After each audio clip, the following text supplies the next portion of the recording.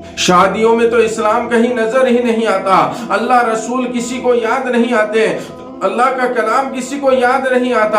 اللہ اکبر۔ شادی کے شروع دن سے لے کر آخر دن تک سارے ناجائز و حرام کام کیے جاتے ہیں، مغربی رسومات اپنائی جاتی ہیں، غیر مسلموں کی رسومات کو ادا کیا جاتا ہے، اللہ رسول ہمیں یاد نہیں آتا۔ اللہ اکبر۔ اللہ کے حبیب صلی اللہ علیہ وسلم نے فرمایا، اے لوگوں، نکاح کو آسان کرو، نکاح کو اتنا آسان کر دو کہ زنا کرنا دشوار ہو جائے، زنا کرنا ناممکن ہو جائے۔ لیکن آج ہم نے شادیوں کے اندر اتنی رسومات کر دی ہیں، ڈی جے بنا ہمارے یہاں شادی نہیں ہوتی، کنجریاں جب تک نہ ناچے ہمارے یہاں شادی مکمل نہیں ہوتی۔ اللہ اکبر۔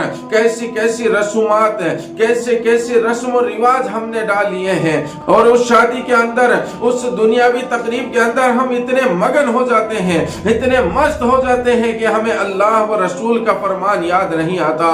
ڈی جے بجتا ہے تب اللہ رسول کا فرمان یاد نہیں آتا، کنجریاں ناچتی ہیں تب اللہ رسول کا فرمان یاد نہیں آتا، اور جب ڈھول باجے بجتے ہیں تب اللہ رسول کا فرمان یاد نہیں آتا۔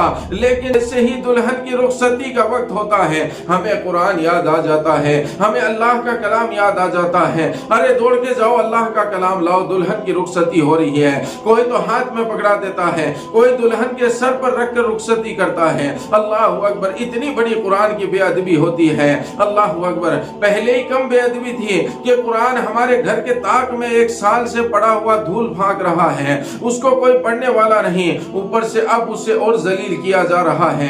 اللہ اکبر۔ قرآن بھی کہتا ہوگا، یا اللہ میں تیرا کیسا کلام ہوں جسے ایسی رسومات کے اندر استعمال کیا جا رہا ہے، لوگ قسموں کے لیے میرا استعمال کر رہے ہیں، دلہن کی رخصتی کے لیے میرا استعمال کر رہے ہیں، کاش یہ لوگ مجھے پڑھ لیتے، تیرا فرمان سمجھ لیتے تو یا اللہ یہ ہدایت پا جاتے۔